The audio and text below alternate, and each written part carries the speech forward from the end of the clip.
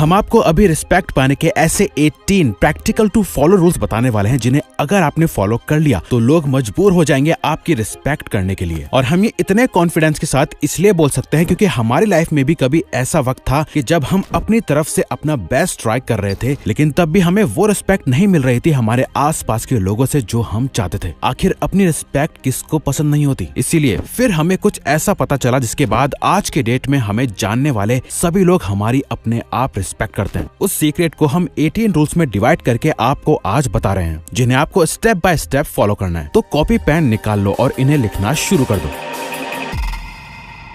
तो सबसे पहला और सबसे इम्पोर्टेंट रूल है respect yourself first. American politician Eleanor Roosevelt ने कहा था कि no one can make you feel inferior without your consent, यानी आपकी मर्जी के बिना कोई आपकी वैल्यू नहीं गिरा सकता। आपकी वैल्यू क्या है, आपको कितनी रिस्पेक्ट मिलनी चाहिए, ये और कोई नहीं बल्कि आप खुद डिसाइड करते हो। जितनी इज्जत आप खुद की करोगे, लोग भी आपको उतनी रिस्पेक्ट के साथ ट्रीट करेंगे, चाहे सामने कोई भी हो, एक भिखारी या दुनिया का सबसे अमीर आदमी। ना किसी को खुद से कम समझो, ना ही खुद को किसी से नीचा समझो। अपनी खुद की वैल्यू को पहचानो। सोचो अगर आपके ही जैसा कोई और इंसान आपके सामने आ जाए तो उससे आप किस तरह से ट्रीट करोगे, उसके साथ कितनी इज्जत से पेश आओगे। बस वैसे ही खुद के साथ रहो।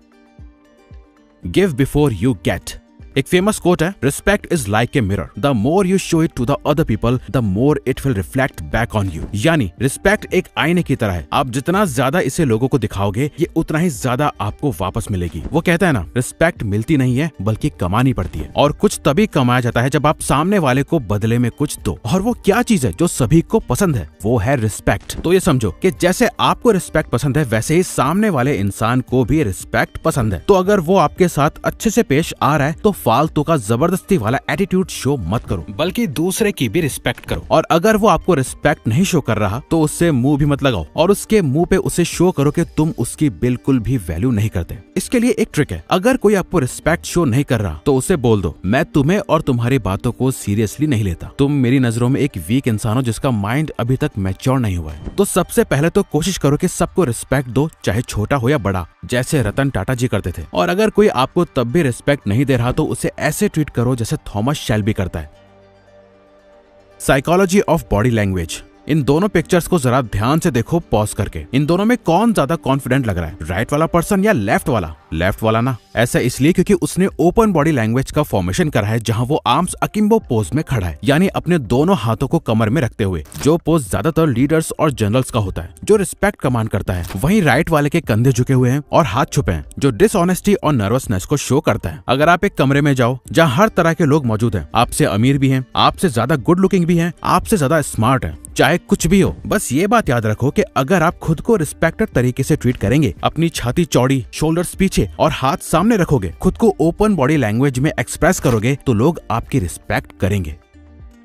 Don't react quickly. क्या आपने किसी ऐसे इंसान को देखा है जो हड़बड़ी में फैसला लेता है, जो कुछ सोचता समझता नहीं है, बस कर देता है, जो मुंह में आता है बोल देता है? क्या आप ऐसे इंसान की इज्जत करते हो जिसे ये ना पता हो कि कब क्या बोलना है, कैसे बोलना है, जिसके सोचने समझने की कैपेबिलिटी ही बहुत कम हो? नहीं ना, बस यही आपको भी नहीं करना। लाइफ में बहुत से उतार चढ़ाव आते रहेंगे, बहुत कुछ अच्छा होगा और बहुत कुछ बुरा भी। सिचुएशन कोई भी हो, एक काम माइंड होना बहुत जरूरी है, जिसपे दूसरे लोग सही डिसीजन के लिए डिपेंडेंट रह सकते हैं, जिसे देख के लोग कहें कि ये बंदा खुद को ओवर स्मार्ट दिखाने के लिए ना ही जल्दी से रिएक्ट करता है और ना ही जल्दी जल्दी कुछ भी बोल देता है। एक्चुअली हमारा भी एक दोस्त है जो बहुत ही काम माइंड का है और उसकी हम भी रिस्पेक्ट करते हैं। उससे हम जब भी कोई प्रॉब्लम पे बात करते हैं और एज ए थर्ड पर्सन उसका भी ओपिनियन या पर्सपेक्टिव जानने की कोशिश करते हैं, तो वो हमेशा एक ही जवाब देता है, भाई मुझे थोड़ा टाइम दे, मैं तुझे शाम तक या कल तक पक्का अच्छे से सोच के बताता हूँ। जबकि वो चाहे तो आज भी जवाब दे सकता है, पर वो पूरा एक दिन लेता है, सोचता है, समझता है, रिसर्च करता है और एकदम मैच्योरिटी के साथ हमें बेस्ट पॉसिबल सोल्यूशन लाके देता है। हम दोनों ही एक दूसरे की रिस्पेक्ट करते हैं इस एक चीज के लिए,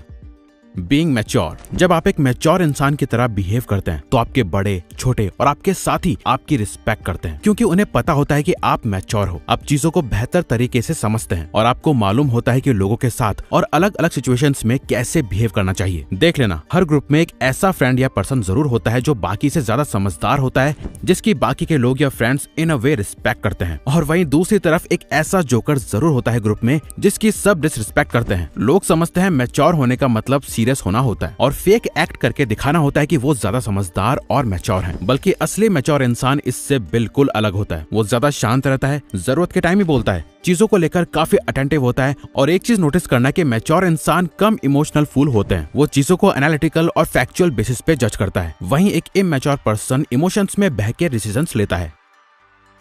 When insulted, look into the eye. देखो, आप चाहे कितने भी रिस्पेक्टेड पर्सन बन जाओ, आपके हेटर कहीं ना कहीं से पैदा हो ही जाएंगे। दुनिया में ऐसा कोई भी इंसान नहीं है जिसका कोई हेटर ना हो। हमारी कामयाबी से कई लोग जलते भी हैं और आपको भी खामखा कुछ लोग पसंद नहीं करते होंगे और उसके पीछे का आपको रीजन भी पता नहीं होगा। वो इसलिए क्योंकि कुछ लोग ऐसे ही होते हैं बाय नेचर, वो नेचुरली टॉक्सिक होते हैं। लेकिन आपकी रिस्पेक्ट कितनी बरकरार रहती है ये डिपेंड करता है कि जब लोग आपकी रिस्पेक्ट गिराने की कोशिश करते हैं तो आप उसे कैसे मेंटेन करते हो। जब भी कोई आपकी इंसल्ट करे, आपको बुरा भला कहे, आपको नीचा दिखाने की कोशिश करे तो कुछ मत करो। सिर्फ उनकी आंखों में देखो, ना कुछ बोलो और ना ही कुछ रिएक्ट करो। सिर्फ उनकी आंखों में आंखें डाल के घूरते रहो चुपचाप। देखना कैसे वो अपने आप चुप हो जाते हैं। और अगर वो बार बार बोले कि घूर क्यों रहा है तो बोल देना, मुझे तुझे देख के तरस आ रहा है कि तुझे दूसरों को नीचा दिखाकर खुशी मिलती है। तुझे और तेरी बातों को मैं सीरियसली नहीं लेता। अब जा किसी और को नीचा दिखाकर खुश होने की कोशिश कर।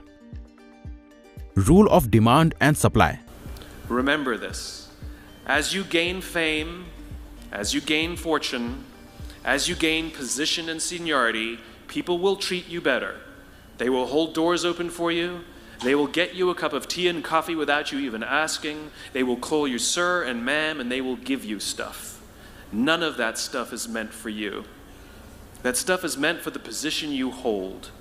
It is meant for the level that you have achieved of leader or success or whatever you want to call it. इसमें साइमन सिनेक ये बता रहे हैं कि लोग जब आपकी इज्जत करते हैं तो एक्चुअली में वो आपकी एज ए पर्सन रिस्पेक्ट नहीं करते। वो आपकी पोजीशन की, आपकी अथॉरिटी की रिस्पेक्ट करते हैं। आप किसी डॉक्टर के पास जाओ तो आप उस डॉक्टर की पोजीशन की रिस्पेक्ट करते हो, ना कि उस पर्सन की जो डॉक्टर है। आप इज्जत करते हो एक आर्मी ऑफिसर की, एक पॉलिटिशियन की कुर्सी की, ना कि उस पे बैठे किसी करप्ट पर्सन की। रिस्पेक्ट का पूरा खेल डिमांड और सप्लाई पे चलता है। जिसकी जितनी ज्यादा डिमांड उतनी ज्यादा उसकी सप्लाई। अपनी रिस्पेक्ट बढ़ाने के लिए अपने ओहदे को बढ़ाओ और इस मकाम पे पहुंच जाओ कि लोगों को आपकी इज्जत करनी ही पड़े, उनके पास और कोई चॉइस ही ना हो। इसके लिए एक ही बेस्ट तरीका है कि आप जल्दी सक्सेसफुल बनो और टाइम वेस्ट ना करो। उसके लिए आप हमारा द सक्सेस सीक्रेट ज्वाइन करो डिस्क्रिप्शन में दिए गए पहले लिंक पर क्लिक करके, क्योंकि उसमें वो सब सीक्रेट्स हैं जो आपको जल्दी सक्सेसफुल बनाएंगे।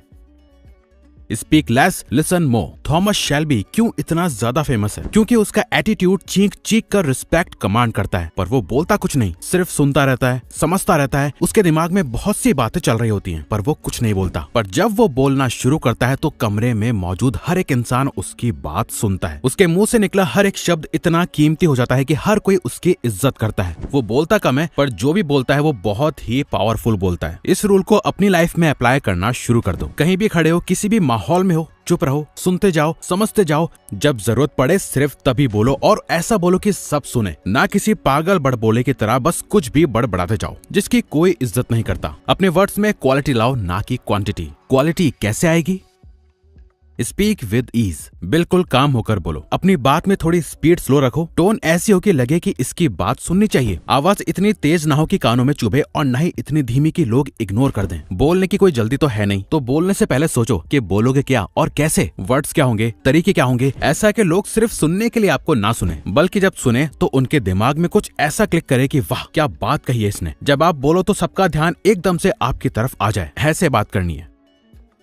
Don't try to prove you are smart. ठीक है, आप स्मार्ट हो, मान लेते हैं। अब क्या आपको वैलिडेशन चाहिए? लोगों से अप्रिसिएशन चाहिए कि देखो कि कितना स्मार्ट है, इंटेलिजेंट है? अगर ये आपका डिजायर है तो आप गलत रास्ते पर हो। लोग ना दो तरह के होते हैं। एक पहाड़ के नीचे खड़े होकर चिल्ला चिल्ला के कहते हैं कि मैं ये पहाड़ चढ़ सकता हूँ, मैं ये पहाड़ चढ़ सकता हूँ, और दूसरे पहाड़ के ऊपर खड़ा होता है, बस चुपचाप खड़ा रहता है, कुछ नहीं बोलता। लोग सुनते हैं उस चीखने वाले आदमी को, पर उनकी नजर उसी पे होती है जो पहाड़ की चोटी पे पहुंच चुका होता है। आप क्या हो और आप क्या कर सकते हो ये आपको ही बेहतर पता हो तो ज्यादा अच्छा है ना। अगर एक जादूगर की मैजिक ट्रिक का सीक्रेट रिवील हो जाए तो उस जादूगर की भला क्या वैल्यू रह जाएगी? आप खुद ही सोचो। दूसरों को बता के दिखा के कि आप कितने ज्यादा स्मार्ट हो, इसमें आपकी इज्जत नहीं है, बल्कि अपनी स्मार्टनेस से आप क्या अचीव कर सकते हो, रिजल्ट क्या आता है, उसकी ज्यादा इज्जत होती है।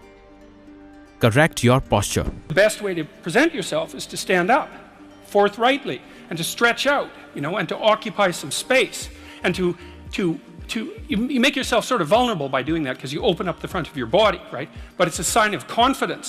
If you straighten up and you present yourself in that manner, then other people are more likely to take you seriously. इस आदमी को जानते हो? ये है अमेज़न के फाउंडर जेफ बेजोस। अब आप ही बताओ कि आप इस आदमी को ज्यादा सीरियसली लोगे या फिर इस आदमी को? ये भी जेफ बेजोस ही है, बस ये 20 साल बाद की फोटो है। दोनों फोटोज में इंसान वही है, बस उसके पोस्चर में डिफरेंस है। आपका पोस्चर आपका कॉन्फिडेंस बताता है। आप जितना ज्यादा झुके हुए, कमजोर और बेचारे दिखोगे, लोग भी आपको वैसे ही ट्रीट करेंगे। वही एक सही पोस्चर आपके रिस्पेक्ट को किस हद तक बढ़ा सकता है, इसका एग्जाम्पल आप देख ही रहे हो। अपने आप को ज्यादा रिस्पेक्टेबल बनाने के लिए उन्होंने अपने ऊपर इतनी मेहनत करी ताकि उनकी फिजिकल प्रेजेंस ही रिस्पेक्ट के लायक बन जाए। इसीलिए आप भी अपनी स्पाइन को स्ट्रेट करो, शोल्डर्स पीछे और छाती चौड़ी। ये एक रिस्पेक्टेबल मैन की पहचान होती है। साइकोलॉजी ऑफ क्लोथिंग, कपड़े कैसे लोगों को ट्रिक करते हैं रिस्पेक्टेड बनाने के लिए, जरा ये देखो। ये विक्की कौशल है और ये भी विक्की कौशल है। क्लीन शेव लुक तो सेम है, हेयर स्टाइल में भी कुछ खास अंतर नहीं। फर्क क्या है? कपड़े।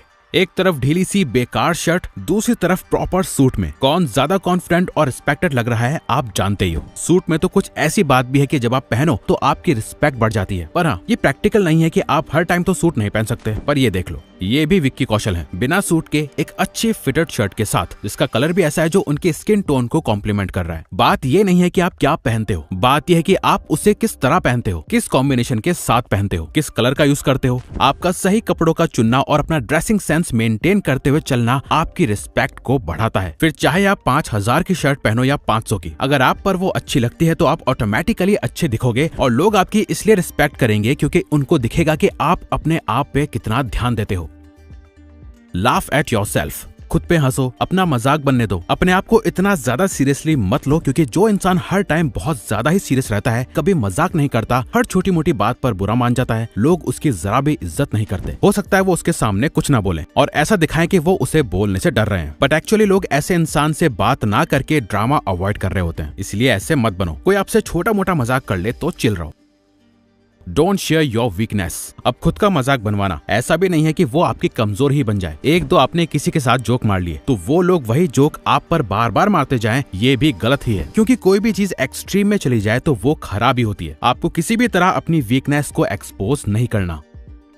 स्टे मिस्टीरियस, ना ही किसी को अपनी वीकनेस बताओ ना ही स्ट्रेंथ। हमेशा एक मिस्टीरियस पर्सनैलिटी मेंटेन रखो। किसी को नहीं पता चलना चाहिए कि आप अब तक क्या कर रहे थे, अभी क्या कर रहे हो और आगे क्या करने वाले हो। खुली किताब बन के मत रहो। आप अपने बारे में जितना कम बताओगे, लोग आपको जानने के लिए उतने ही क्यूरियस रहेंगे। Don't do back biting. एक सबसे खराब चीज जो आपकी रिस्पेक्ट को एकदम ही खत्म कर देती है, वो है पीठ पीछे किसी की बुराई करना। जब भी आप किसी से किसी तीसरे पर्सन की बुराई करते हो, इसकी बात उससे बताते हो, तो आपको क्या लगता है? वो आपको थैंक यू बोलते हैं? नहीं, वो ये सोचते हैं कि ये बंदा आज उसकी बात मुझे बता रहा है तो कल को ये मेरी बात किसी और को भी बता सकता है। ये आपको लेस ट्रस्टेबल बनाता है और आपकी रिस्पेक्ट को खत्म करता है, तो इसे अवॉइड करो। Accept when you are wrong. देखो, आप हो तो इंसानी, भगवान तो हो नहीं, गलतियां आपसे भी होंगी, बट ऐसे रिएक्ट करना कि जैसे आप एकदम परफेक्ट हो और आपसे कभी कोई मिस्टेक ही नहीं हो सकती, ये समझदारी नहीं, बेवकूफी है। टैग बर्नर को ही ले लो, जिसने बहुत मेहनत करके अपनी वॉच तो बनाई, पर लॉन्च होते ही उसमें बहुत सी दिक्कत आने लगी। पर उसने क्या करा? अपनी मिस्टेक्स को एक्सेप्ट करा? नहीं, बस ये बताता रहा कि कैसे वो एकदम परफेक्ट है। एक इंटरव्यू में जब उससे पूछा गया कि अगर उन्हें दोबारा मौका दिया जाए तो क्या वो कुछ अलग करते, तो उसने साफ मना कर दिया कि मैंने कुछ गलत करा ही नहीं, जिसके बाद से उसे काफी बैकलैश देखने को मिला। इसीलिए ये बात समझो कि जब भी आप गलत हो जाओ तो चुपचाप सामने आके अपनी मिस्टेक एक्सेप्ट कर लो, इसमें आपको ज्यादा इज्जत मिलेगी।